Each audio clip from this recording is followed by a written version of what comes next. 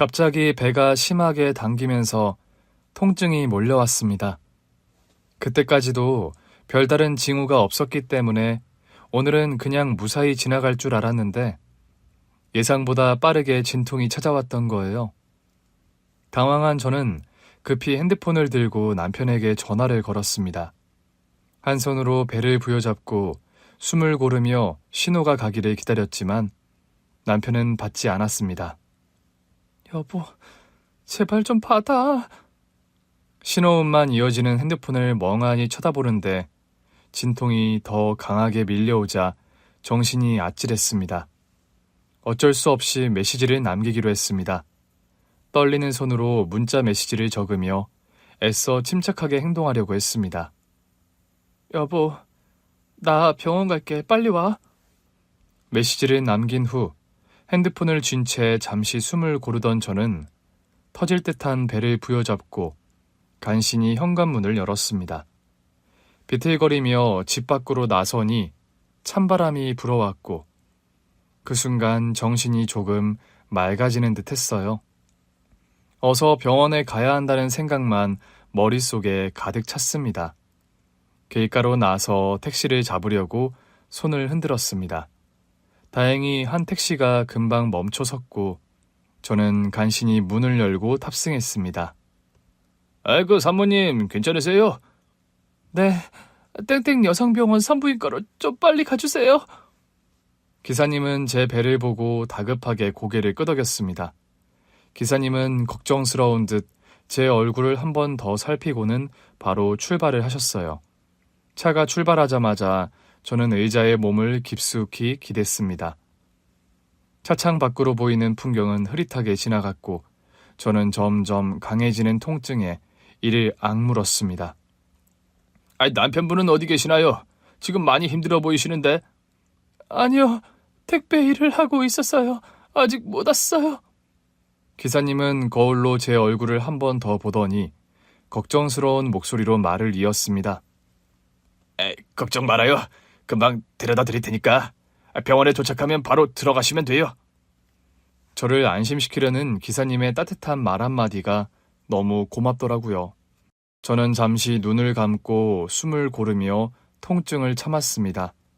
그렇게 먼 거리가 아니었는데 평소와 달리 멀게만, 길게만 느껴진 시간이 지나고 드디어 택시는 병원 앞에 도착했습니다. 사모님, 조심해서 내리세요. 제가 병원 안까지 같이 들어가 드릴게요. 감사 인사를 할 겨를도 없이 그의 부축을 받아 천천히 내렸습니다. 택시기사는 제 한쪽 팔을 잡고 병원 입구까지 데려다 주었고 저는 간신히 접수대까지 걸어갔습니다. 접수대에는 중년의 간호사 한 분이 계셨습니다. 저 진통이 와서요. 괜찮으세요, 보호자는요? 지금 못 왔어요. 혼자 왔어요. 간호사는 걱정스러운 얼굴로 저를 바라보며 바로 의사호출 버튼을 눌렀습니다. 사모님, 걱정 마세요. 상황 어느 정도인지 확인하고 바로 준비해드릴게요. 저는 간호사의 부축을 받으며 진료실로 향했습니다. 보호자 없이 혼자 온 젊은 산모라는 사실 때문인지 주변의 시선이 신경 쓰였지만 그럴 겨를도 없이 또다시 진통이 밀려왔습니다. 잠시 후 분만실 준비가 시작되었고 저는 간호사의 도움을 받아 병상에 누웠어요. 그 순간에도 머릿속에는 남편 생각뿐이었습니다. 택배 일이 워낙 바쁘고 고되다 보니 지금쯤 일터에서 정신없이 움직이고 있을 남편이 떠올랐거든요. 그저 빨리 연락이 닿기를 바랐습니다. 입구가 얼마나 열렸는지 확인해 보겠습니다. 네, 바로 나올까요? 조금 걸릴 것 같은데요. 입원실에서 우선 대기하겠습니다. 시간이 흘러도 남편에게서는 여전히 연락이 오지 않았습니다. 그렇게 혼자 병실에 누워 준비를 하는 동안 병원 직원들은 나이 어린 산모가 보호자 없이 왔다는 사실에 더욱 신경을 쓰는 듯 보였어요. 사모님, 걱정하지 마세요. 저희가 옆에 있으니까 괜찮아요. 네, 감사합니다. 남편이 곁에 있지 않아서 불안하고 두렵긴 했지만 간호사들의 따뜻한 말과 부축 덕분에 조금은 안도할 수 있었습니다. 몸은 계속 아팠지만 마음만큼은 차분함을 유지하려고 애를 썼어요. 집에서 진통을 느낄 땐 바로 그 자리에서 나올 것 같았는데 좀 더 기다려야 한다고 했거든요. 너무나 지치고 힘이 들어서 그냥 빨리 낫고 싶은 생각이 들었지만 그래도 조금 기다리면 남편이 올 수도 있다는 생각에 위안이 되더라고요. 그렇게 입원실로 옮겨져 힘겹게 버티고 있던 그때 1시간 정도가 지났을까? 더 이상 참을 수 없을 것만 같은 고통이 밀려왔습니다. 상태를 확인하러 온 간호사가 이제 분만실에 다시 들어가야 한다고 하더라고요. 분만실에 들어서면서 저는 마지막으로 핸드폰을 한 번 더 확인했지만 여전히 남편의 답장은 없었습니다. 머릿속에서는 그저 남편이 택배 일을 하면서 힘들어하던 모습만 떠올랐어요.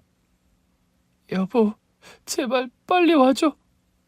괜시리 서러운 마음에 소리 없이 눈물이 볼을 타고 흘러내렸어요.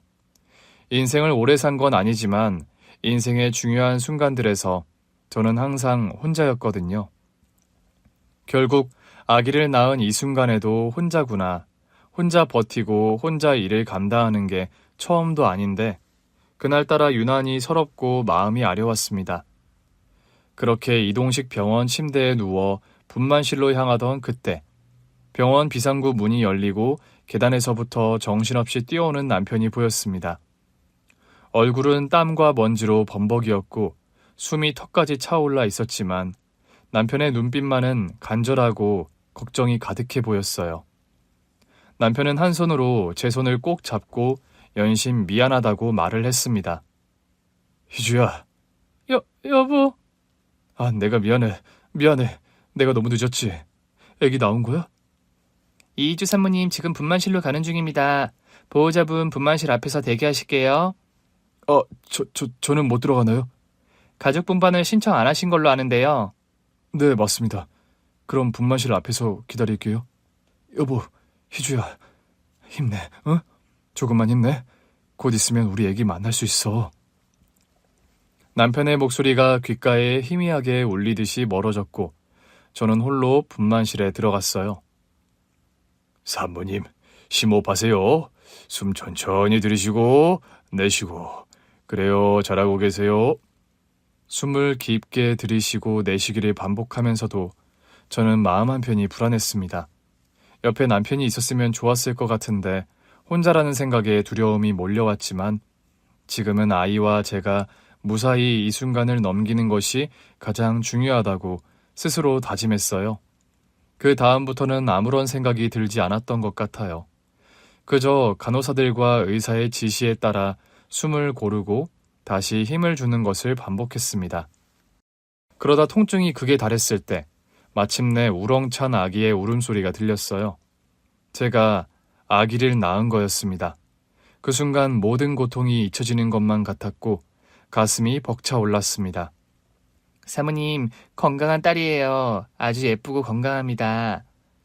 간호사 선생님들이 아기를 케어한 뒤 분만실을 나갔고 저는 후처리를 하고서 병실로 옮겨졌어요. 병실 안에서는 남편이 기다리고 있었습니다.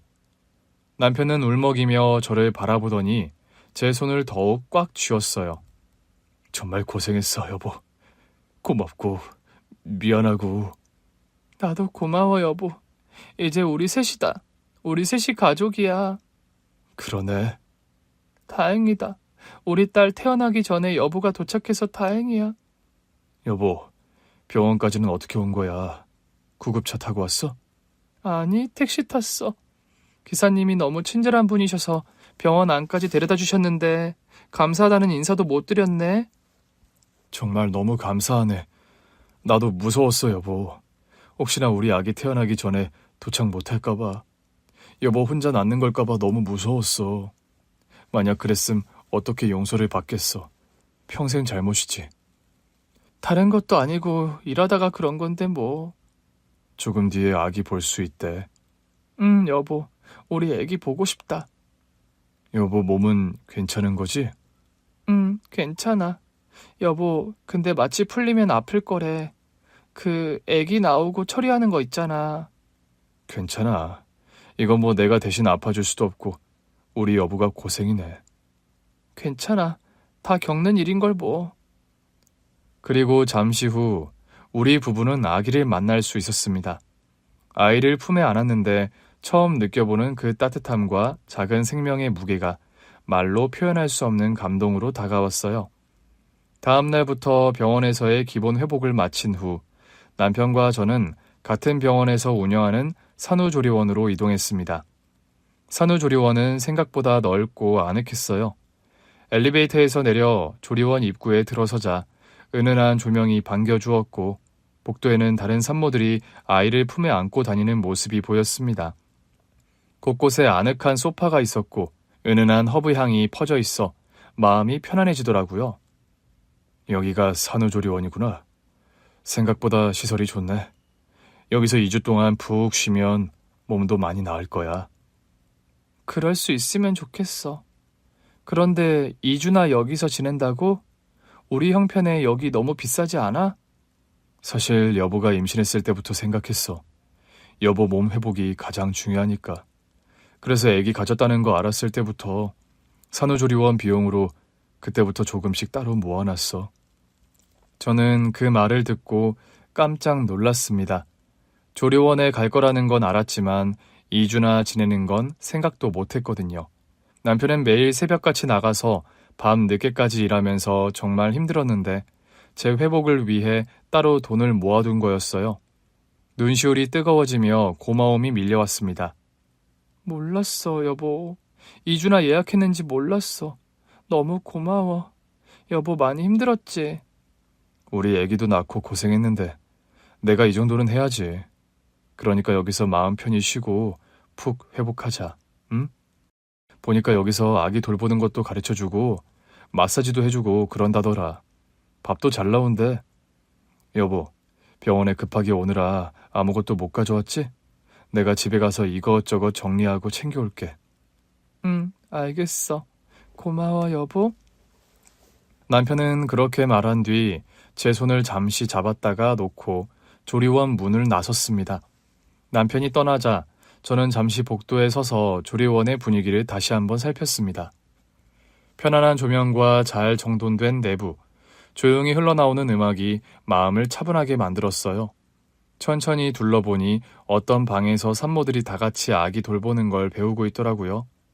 조리원에 배정된 방에 들어서자 더욱 안도감이 들었습니다.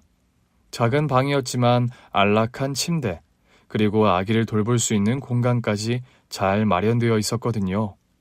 편안한 의자와 작은 테이블, 그리고 옷장과 수납장이 깔끔하게 정리되어 있었고 창밖으로는 햇빛이 따스하게 들어왔습니다.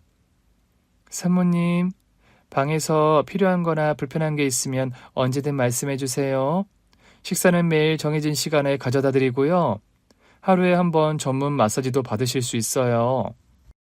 네, 감사합니다.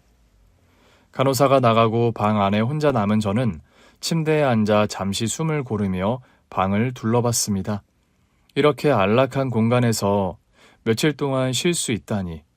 잘은 모르지만 다들 산후조리원에 있을 때가 천국이라고 말하던데 이래서 그런 거구나. 사실 임신을 한 뒤에도 우리 형편을 알기 때문에 조리원 이야기는 꺼내지도 않았는데 이런 걸 다 미리 생각해준 남편의 배려가 더욱 고맙게 느껴졌습니다. 침대 옆 작은 아기 침대에 우리 딸이 잠들어 있었는데 저는 살며시 다가가 아기의 얼굴을 바라보았습니다. 작은 숨소리와 고운 얼굴, 그리고 오밀조밀한 손가락이 너무나 사랑스럽더라고요. 우리 딸, 앞으로 건강하게 잘 자라자. 엄마 아빠가 최선을 다할게. 저는 아기의 작은 손을 잡으며 조용히 미소를 지었어요. 산후조리원에서 지내는 동안 몸과 마음이 모두 회복되기를 바라는 마음으로 침대에 누워 잠시 눈을 감았습니다. 몸은 고단했지만 마음만은 따뜻함과 안도감으로 가득 차올랐습니다. 산후조리원에 들어온 지 며칠이 지나면서 점차 몸 상태가 나아졌어요. 조리원에서는 산모들을 위한 다양한 프로그램이 진행되고 있었고 빠짐없이 열심히 참여를 했거든요. 그날은 아기 돌보기 프로그램과 마사지 일정이 잡혀 있었습니다. 하루 종일 아기와 함께 지내다 보니 몸이 쑤시는 것 같아서 마사지를 받는 시간이 기다려졌어요. 프로그램이 시작되기 전 저는 아기를 조심스럽게 침대에 눕혔습니다. 작은 얼굴을 바라보니 마음이 따뜻해졌고 아기의 작은 숨소리와 함께 방 안에는 고요함이 감돌았습니다. 엄마 잠깐 나갔다 올게. 잘 자고 있어? 아기의 이마에 살짝 입을 맞추고 방을 나선 저는 복도를 따라 마사지실로 향했습니다. 마사지를 받는 동안은 직원들이 아기를 돌봐주었기에 걱정할 게 없었어요. 정말 조리원에 있을 수만 있다면 한 달만 더 지냈으면 하는 마음이 들더라고요. 하지만 그건 말도 안 되는 욕심이었죠. 그치만 그때부터 조리원 퇴소하는 날을 생각하면 울적해지는 건 어쩔 수가 없었어요. 이런저런 생각을 하다 마사지실에 도착했는데 담당 선생님이 반갑게 맞이해 주었습니다. 김희지 사모님 오셨네요. 오늘은 허리랑 어깨 위주로 풀어드릴게요. 네, 감사합니다. 어깨랑 허리가 많이 뻐근해서요. 침대에 엎드려 편안하게 누웠어요. 마사지를 받으며 몸의 긴장이 풀리는 것을 느꼈습니다. 따뜻한 손길과 함께 쌓였던 피로가 조금씩 사라지는 것 같았는데 정말 너무 좋더라고요. 사모님, 이제 한결 나으실 거예요. 출산 후엔 이렇게 몸을 풀어주는 게 정말 중요하거든요. 정말 시원하네요. 감사합니다. 마사지를 마치고 나니 몸이 한결 가벼워졌어요. 그런데 마사지실을 나오니 갑자기 목이 마르더라고요. 복도를 따라 걷다 보니 정수기가 있는 코너에 다다랐고 물을 한 잔 따라 마셨습니다. 그런데 물을 마시고 있던 그때 근처에서 들려오는 직원들의 이야기가 귀에 들어왔습니다. 그런데 진짜 신기하지 않아? 김희주 사모님이랑 5층 VIP룸에 있는 이진주 사모님이 너무 똑같이 생겼더라니까. 그러게, 이름도 다르고 서로 모르는 사이 같던데 완전 남남인데 그렇게 닮을 수가 있나? 근데 VIP룸 프로그램이 달라가지고 둘이 마주칠 일은 없겠다, 그치? 그것도 그렇고 이진주 사모님이 아마 내일 모레 퇴소할걸? 그러네. 김희주 사모님은 일주일 정도 남은 것 같고. 도플갱어 막 그런 거 아니야? 야야, 그러면 마주치면 안 되는 거네. 왜? 도플갱어가 진짜 있대. 전 세계 어디에서든 나랑 똑같이 생긴 사람이 있다는 거야. 근데 도플갱어끼리 서로 마주치게 되면 둘 중 한 사람은 반드시. 맞아. 나도 들어본 것 같아. 둘이 공존할 수가 없는 거라면서. 그러니깐 신기하지. 근데 진짜 둘이 거의 도플갱어급이야. 뒤돌아서 물을 마시고 있어서 직원들은 저를 못 본 것 같았어요. 하지만 그들의 대화는 저를 얼어붙게 만들었습니다. 심장이 갑자기 빠르게 뛰기 시작하더라고요. 나랑 똑같이 생긴 사람이라니. 도플갱어? 세상에 진짜 그런 게 있나? 말도 안 돼. 머릿속이 복잡해졌고 물잔을 쥔 손이 살짝 떨리기까지 했거든요. 그런데 정말 그 정도로 똑같이 닮았다고 하니까 무슨 일인지 확인하고 싶은 마음이 들더라고요. VIP룸에 있는 이진주 산모라. 나랑 정말 닮았을까? 생각에 생각이 꼬리를 물었습니다. 잠시 복도에 멍하니 서 있던 저는 방으로 돌아왔어요. 방 안에 들어와 침대에 앉았지만 심장은 계속 쿵쾅거렸고 마음이 좀처럼 진정이 되지 않았습니다. 확인해야 하는 걸까? 괜히 이상하게 생각하면 어떡하지? 여러 가지 생각이 머릿속을 맴돌았지만 결국 마음을 먹었어요. 그래, 가보자. 뭐 아무것도 아니고 별일 아닐 수도 있잖아. 시간을 확인해 보니 오후 휴식 시간이었거든요. 저녁 식사가 나오기 전까지 시간이 조금 있는 것 같아서 지금이다 라고 생각을 했어요. 조심스럽게 복도를 걸어 엘리베이터로 향했습니다. 5층에 도착해서 내리자 VIP룸들이 있는 전용 복도가 눈에 들어왔어요. 제가 머물고 있는 층보다 훨씬 고급스러운 분위기였고 복도는 더 넓고 조용했습니다. 살금살금 들어가 VIP룸을 하나하나 살피며 걷던 중 문 앞에 붙은 이름표에서 이진주라는 이름이 적힌 방을 발견했습니다. 진짜 이진주라는 사람이 있네? 손이 떨리는 걸 느꼈지만 어떻게든 마음을 진정시키고 조심스럽게 노크를 했어요. 잠시 정적이 흘렀는데 곧이어 방 안에서 목소리가 들려왔습니다. 누구세요?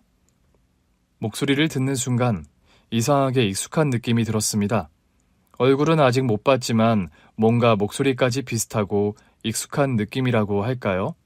대답을 하지 않은 채 떨리는 손으로 문고리를 잡고 살며시 문을 열었고 문이 열리자마자 안에 있는 사람과 눈이 마주쳤습니다.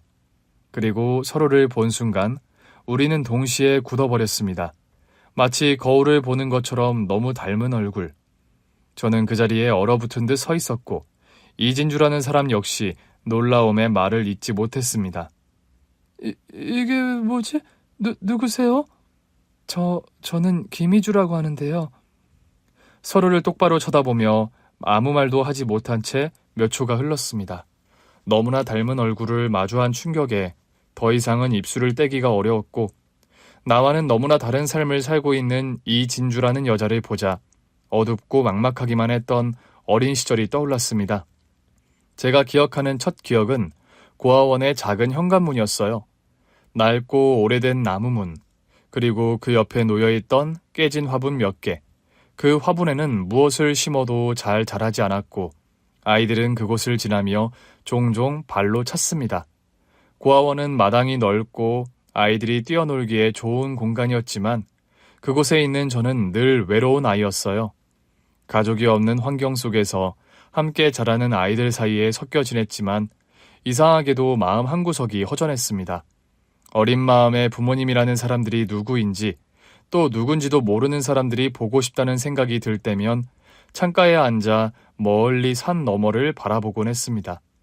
하지만 나이가 들면서 그 기억도 점점 희미해졌고 나를 세상에 낳아준 사람들, 부모라는 사람들이 있었다는 것조차 실감이 나지 않았어요. 고아원 원장님과 선생님들이 친절하게 대해주셨지만 가끔 밤이 되면 가슴 한구석이 텅 빈 것처럼 느껴지곤 했습니다. 고아원에서는 하루하루가 똑같이 반복되는 일상이었어요. 아침에 일어나 씻고 아이들과 함께 식사를 하고 학교를 다녀온 뒤 돌아와서 숙제를 하거나 놀이터에서 놀았고 저녁이 되면 모두 함께 모여 밥을 먹은 뒤 잠자리에 들었거든요. 고아원에서 오래 함께 지낸 다른 아이들은 서로 친하게 지내며 장난도 치고 싸우기도 했지만 저는 그런 무리 속에 잘 끼지 못했습니다. 희주야, 오늘도 혼자 있네. 다른 아이들이랑 같이 놀지 그래. 그냥 혼자 있을래요. 원장님은 가끔 안쓰럽다는 듯 저를 바라보셨고 저는 그 시선을 피하곤 했어요. 제겐 이상하게도 다른 아이들과 어울리는 것이 쉬운 일이 아니었거든요. 친구가 없는 건 아니었지만 누구와도 깊은 관계를 맺지 못했습니다. 늘 제 주변에는 보이지 않는 벽이 있는 것 같았고 그 벽을 넘을 수 없었어요. 그러던 어느 날, 제 나이 10살이었을 때 늦여름에서 가을로 넘어가던 시기, 비가 내리던 흐린 오후였습니다. 고아원에 새로운 아이가 들어왔다는 소식을 들었어요. 새로운 아이가 온다는 건 고아원에서 큰일이었기 때문에 아이들은 모두 흥미롭게 그 소식을 들었거든요. 원장님이 복도 끝에서 한 아이의 손을 잡고 걸어오고 있었습니다. 그 아이는 저와 비슷한 나이로 보였는데 어딘가 소심하고 불안한 표정이었어요. 낯선 환경에 적응하지 못해 어깨를 잔뜩 움츠리고 있는 모습이 눈에 들어왔습니다. 얘들아, 오늘 새로운 친구가 왔단다. 영석이라고 해. 앞으로 우리랑 같이 지낼 거니까 다들 잘 대해줘야 해. 아이들은 호기심 가득한 눈으로 영석이를 바라보았습니다. 저도 창가에 앉아 그 모습을 지켜보았죠. 그 아이의 얼굴에는 낯선 곳에 대한 두려움이 가득 담겨 있었어요.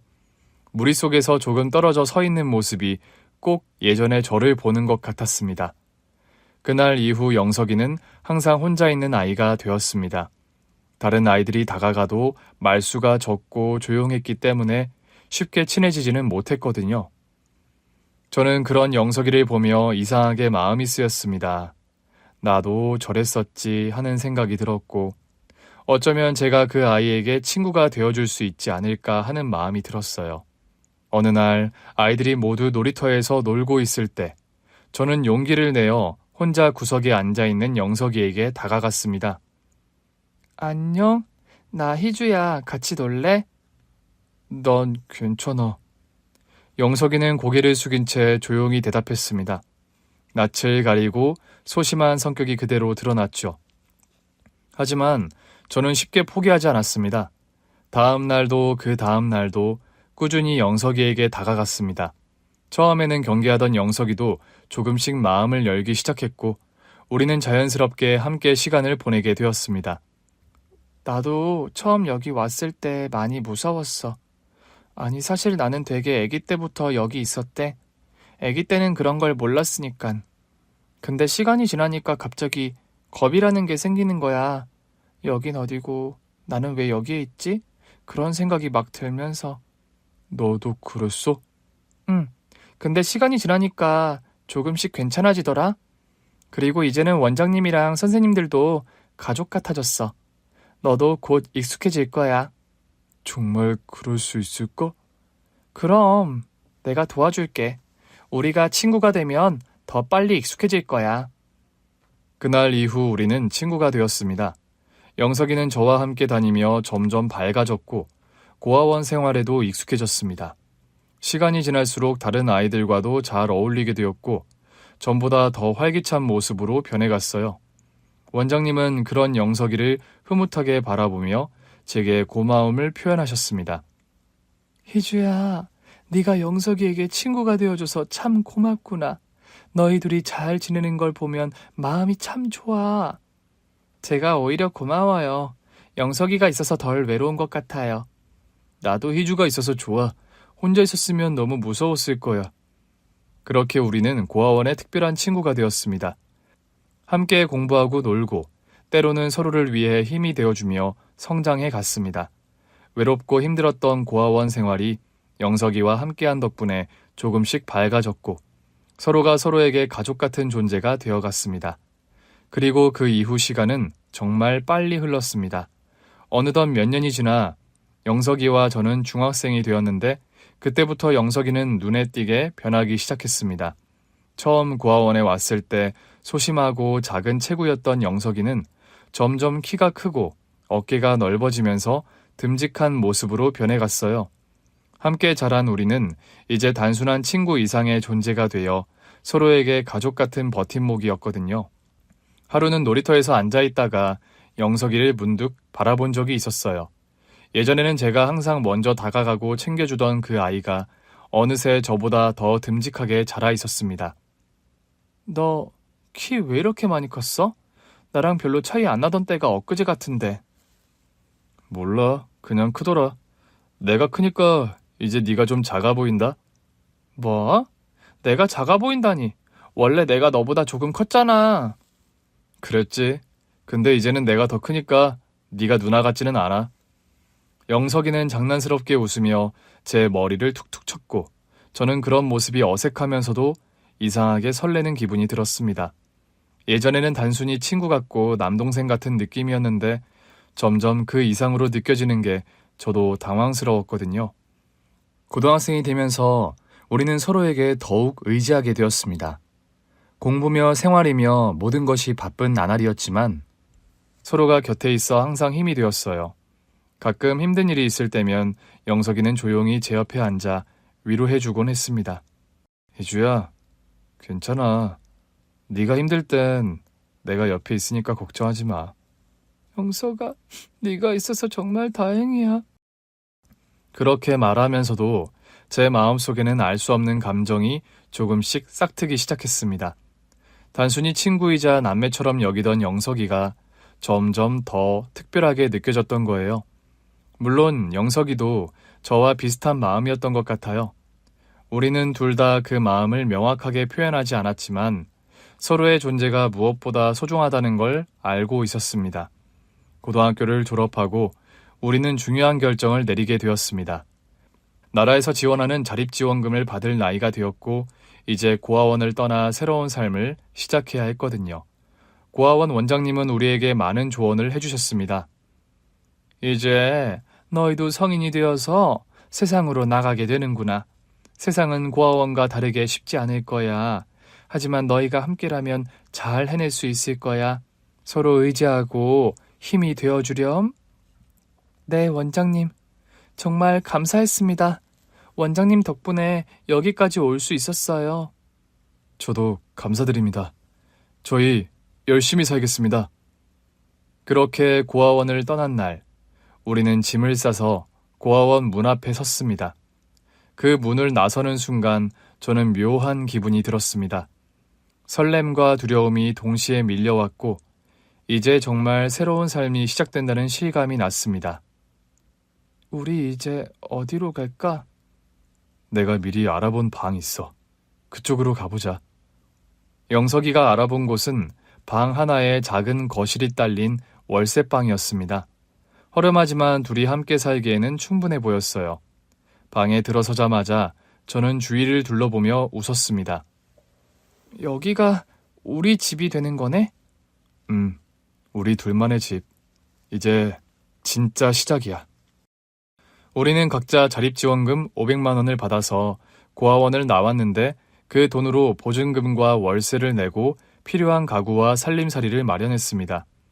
처음에는 무엇을 사야 할지 몰라 헤맸지만 함께 고르고 꾸미는 재미가 쏠쏠했어요. 이 컵 괜찮지 않아? 우리 이런 걸로 커피 마시면 좋을 것 같아. 그래, 그거 사자. 그리고 이쪽에 작은 테이블도 하나 놓이면 좋겠다. 그렇게 서툴지만 행복한 동거 생활이 시작되었습니다.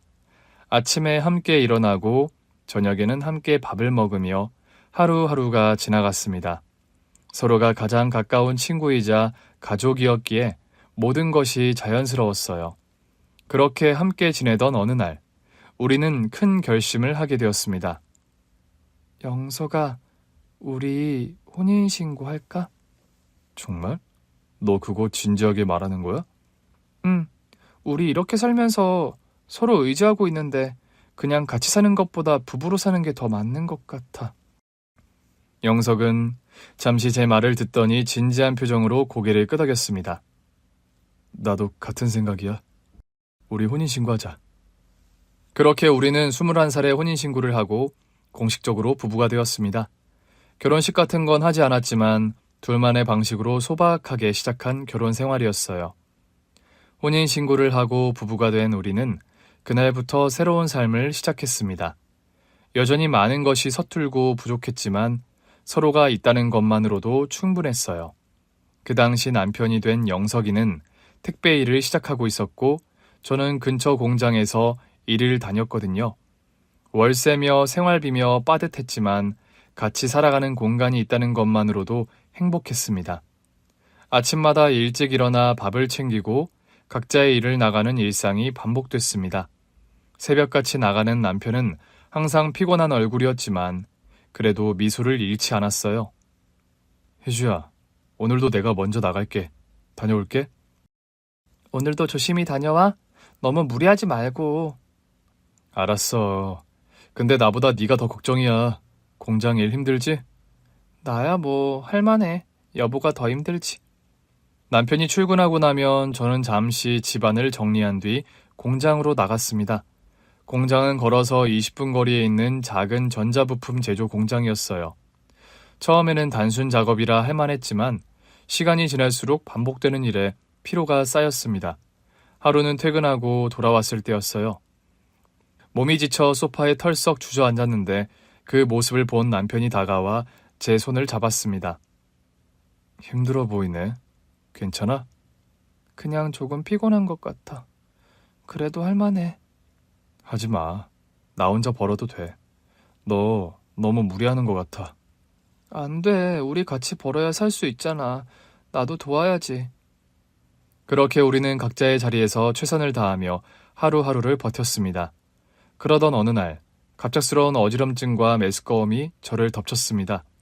처음에는 단순한 피로라고 생각했지만 며칠이 지나도 증상이 나아지지 않았거든요. 이상한 느낌이 들어 병원을 찾았고 의사의 진단을 듣고 깜짝 놀랐습니다. 임신이요? 네, 축하드립니다. 지금 6주차로 보입니다.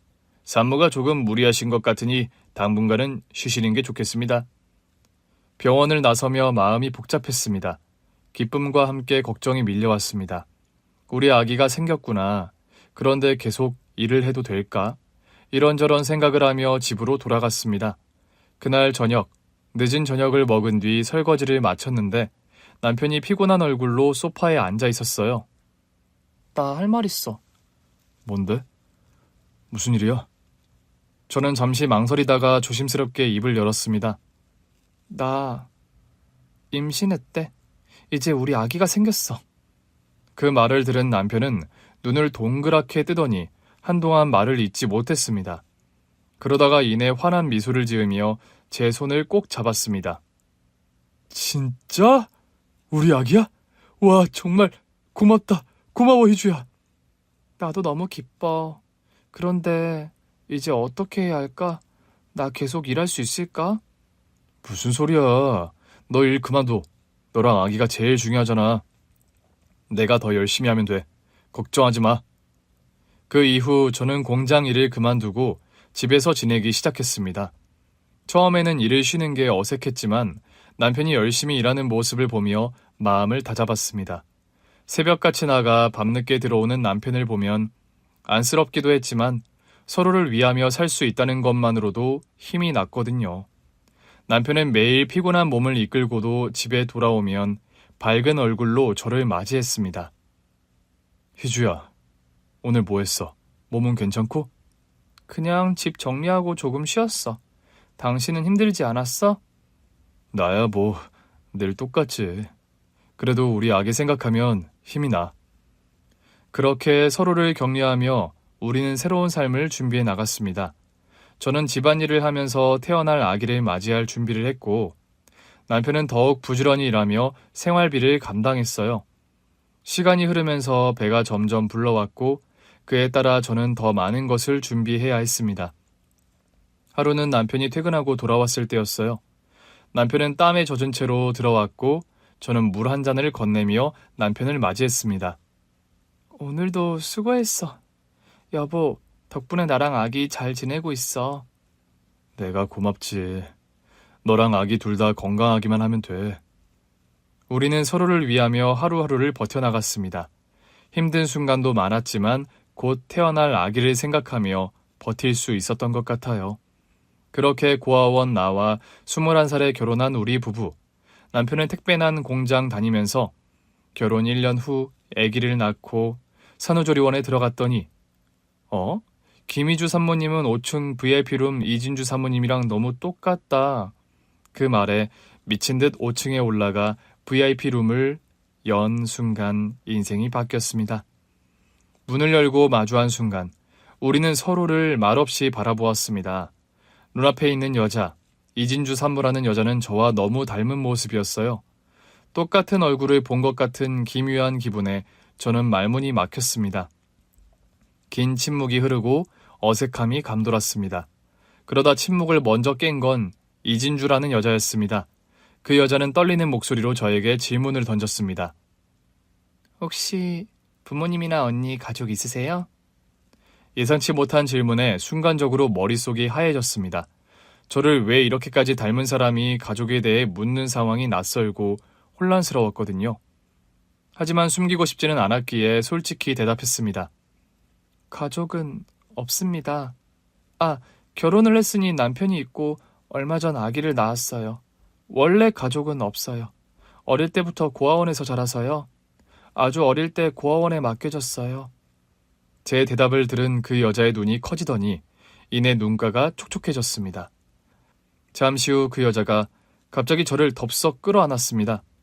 예상치 못한 행동에 저는 당황했지만 이진주 씨의 떨리는 손과 숨결에서 진심이 느껴졌습니다.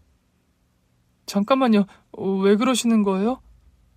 미안해요. 제가 너무 놀라서요. 그런데 혹시 모르겠지만 어쩌면 그쪽이 제 동생일 수도 있을 것 같아서요.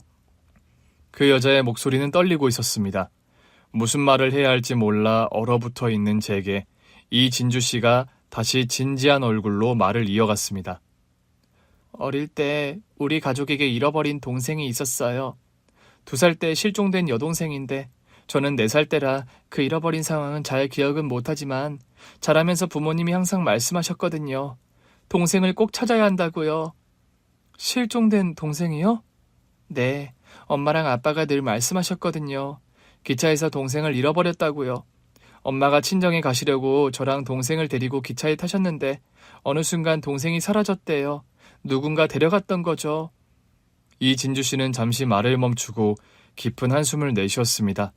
그 숨결에는 복잡한 감정이 담겨 있는 것 같았어요. 그러다 떨리는 손으로 눈가를 닦으며 다시 말을 이었습니다. 그날 이후로 부모님은 평생을 동생을 찾으면서 사셨어요. 전단지도 뿌리고 신고도 하고 수년간 수색을 했지만 결국 못 찾았대요. 그런데 오늘 당신을 봤을 때 저도 모르게 확신이 들었어요. 얼굴을 보는 순간 그냥 느낌이 들었어요. 잃어버린 내 동생일지도 모른다고요.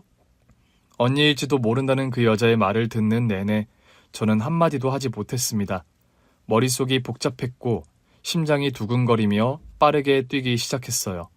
믿기 어려운 이야기였지만 이상하게도 그 여자의 진심이 느껴졌거든요. 하지만 동시에 혼란스러웠습니다. 고아원에서 자라면서 단 한 번도 가족에 대해 생각해 본 적이 없던 제게 이런 이야기는 너무 갑작스러웠습니다. 그런데 저는 정말 어릴 때부터 고아원에 있었어요. 왜 고아원에 가게 된 건지도 모르고요. 그건 나도 알 수가 없어요. 우리 가족 전부 많이 생각해봤지만 왜 도대체 누가 왜 내 동생을 데려간 건지, 왜 우리한테 이런 일이 생긴 건지 너무 힘들었거든요. 그냥 제 생각으로는 수색 범위가 넓어지고 하니까 처벌이 두려워서 고아원에 두고 간 게 아닐까요? 정말 무책임한 행동이죠. 아마 뭔가 잘못되었고 돌려주고 싶다고 생각했지만 어떻게 해야 할지 몰랐던 게 아닐까요? 하지만 우리 모두에게 너무 큰 상처를 줬던 거예요. 그 여자의 추측을 들으니 조금씩 이해가 되는 것 같았어요.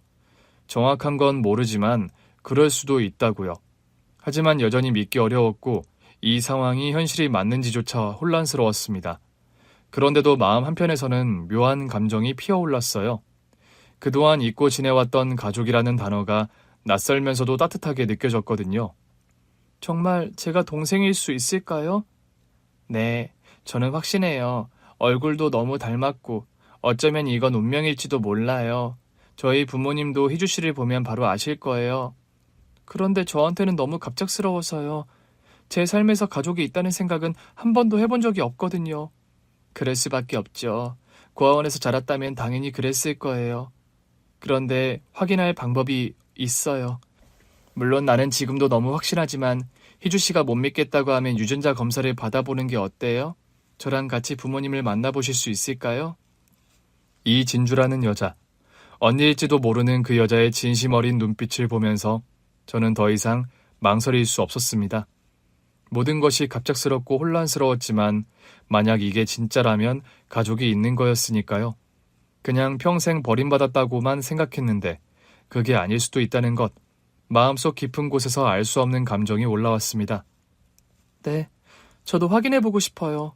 정말 제가 동생인지, 부모님이 정말 제 가족인지 알고 싶어요.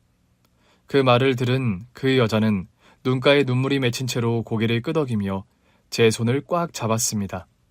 고마워요. 부모님도 분명 희주 씨를 보면 기뻐하실 거예요. 우리 꼭 확인해요. 그렇게 우리는 유전자 검사를 진행하기로 했습니다. 마음속에는 두려움과 설렘이 뒤섞여 있었고 앞으로 무슨 일이 생길지 알 수 없었지만 이제는 이 상황을 받아들이기로 했거든요. 유전자 검사를 했고 시간이 지나 검사 결과가 나왔습니다. 우리는 그날 만나서 같이 확인을 하기로 했거든요. 결과지를 손에 든 언니는 잔뜩 긴장한 얼굴로 저를 바라보았습니다. 저 역시 심장이 쿵쾅거려 말을 꺼낼 수가 없었습니다. 손바닥이 땀으로 축축해졌고 목이 바짝 말랐습니다. 희주 씨, 결과가 나왔어요. 네. 언니는 떨리는 손으로 결과지를 펼쳐보았고 그 순간 언니의 눈이 커지며 눈물이 맺혔습니다. 저도 숨을 멈추고 언니를 바라보았어요. 맞아요, 맞아. 희주가 내 동생이에요. 내 잃어버린 동생이라고요. 그 말을 듣는 순간 저는 몸이 굳은 것처럼 얼어붙었습니다. 믿기지 않았어요. 고아원에서 자란 제가 누군가의 동생이라니, 잃어버린 가족이 있다니, 가슴속 깊은 곳에서 묘한 감정이 피어올랐습니다. 벅찬 감정과 함께 혼란스러움도 뒤따랐습니다. 정말 제가 동생이에요? 그런 부모님이 제 부모님이 맞으신 거예요? 부모님도 희주 씨를 보면 바로 아실 거예요. 평생을 동생을 그리워하며 사셨거든요. 희주 씨, 아니, 이제 동생이라고 불러도 되죠? 저는 언니의 떨리는 목소리에 고개를 천천히 끄덕였습니다. 아직도 모든 것이 실감나지 않았지만 언니가 하는 말에서 진심이 느껴졌습니다. 저도 확인하고 싶어요. 부모님을 뵙고 싶어요. 그렇게 저는 언니와 함께 부모님이 계신 집으로 향했습니다. 차를 타고 가는 내내 창밖을 바라보며 마음을 진정시키려 했지만 쉽지 않았습니다. 머릿속에는 온갖 생각이 스쳐 지나갔어요. 부모님이 정말 나를 잃어버린 뒤로 평생을 괴로워하셨을까? 왜 나는 고아원에서 자라야 했을까? 만약 일부러 나를 버린 게 아니었다면 나도 이제 가족이 생기는 건가? 하지만 확실한 건 너무나 놀랍고도 감사한 사실은 이제라도 언니를 만났다는 거였습니다.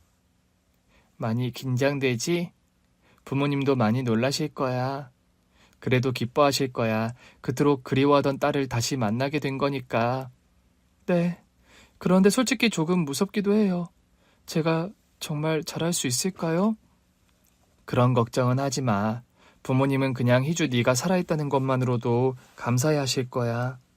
그렇게 언니와 대화를 나누다 보니 어느새 부모님의 집 앞에 도착했어요. 고급스러운 주택 앞에 멈춘 차를 보고 저는 잠시 멈칫했습니다. 차에서 내리는 순간 낯선 환경이 주는 압박감에 심장이 더 빨리 뛰기 시작했거든요. 바로 그때 언니가 제 손을 꼭 잡아주었습니다. 괜찮아. 나랑 같이 가자. 언니의 손을 잡고 천천히 문 앞까지 걸어갔습니다. 배를 누르자 잠시 후 문이 열리고 중년의 부부가 나왔습니다. 어머니로 보이는 분은 한눈에 봐도 저와 언니를 닮아 있었어요. 어머니는 언니와 함께 있는 저를 보고 순간 놀란 표정을 지었습니다. 진주야, 이분은 누구니? 너랑 무척 닮았고. 엄마, 아빠 찾았어요. 내 동생 엄마, 아빠, 딸 찾았다고요. 그 말을 들은 어머니는 손으로 입을 가리며 그대로 멈춰 섰습니다. 눈동자가 크게 흔들렸고 얼굴에는 놀람과 감격이 뒤섞인 표정이 역력했어요. 정말 네가 진이니? 진이요? 엄마, 그건 옛날 이름이고 희주라는 이름으로 살았대요. 희주, 그렇구나. 세상에 어떻게 이런 일이. 저는 고아원에서 자랐어요. 그런데 이렇게 오랜 세월이 흘러서 언니가 저를 찾아줬어요. 우리가 다시 만나게 되었어요. 그 순간 어머니는 한 걸음에 다가와 저를 꽉 끌어안았습니다. 어머니의 품에 안긴 저는 순간 몸이 굳었지만 그 품에서 평생 느껴보지 못했던 따뜻함을 느꼈습니다. 그리고 그동안에 쌓였던 모든 감정이 한꺼번에 밀려왔어요. 진이야, 미안하다. 정말 미안해. 엄마가 널 잃어버려서 미안하다. 너무 미안해. 어머니의 떨리는 목소리와 눈물이 제 어깨를 적셨습니다. 그제야 모든 것이 믿어졌고 눈가가 뜨거워졌습니다. 아니에요. 저도 너무 갑작스러워서 혼란스러웠지만 이제 이해할 수 있을 것 같아요. 그러니까 엄마 아빠가 날 일부러 버린 게 아니라는 거. 나를 찾아 헤매고 날 그리워하는 가족이 있었다는 거잖아요. 그때 아버지가 다가와 떨리는 손으로 제 얼굴을 바라보며 눈물을 흘리셨습니다. 정말 고생 많았겠다. 아빠가 널 지켜주지 못해서 정말 미안하다. 이제 다시는 혼자 두지 않을게. 그렇게 우리는 가족이라는 이름으로 다시 만났습니다. 그동안 고아원에서 자라며 느꼈던 외로움과 상처가 조금씩 치유되는 기분이 들었습니다. 부모님은 제가 고아원에서 자랐던 이야기를 들으며 계속 미안해하셨고 저는 일부러 저를 버린 것이 아니라는 것을 알고 눈물을 흘렸습니다. 괜찮아요. 부모님이 저를 일부러 버린 게 아니라는 걸 알았으니까요. 그동안 많이 힘드셨죠? 너도 얼마나 힘들었겠니? 희주야, 이제 우리 같이 지내자. 어? 네가 어디서 어떻게 지냈는지 하나하나 알고 싶어. 그날 우리는 많은 이야기를 나눴습니다. 부모님은 제가 자라온 이야기를 들으며 눈물을 흘리셨고 언니는 옆에서 제 손을 꼭 잡고 있었어요.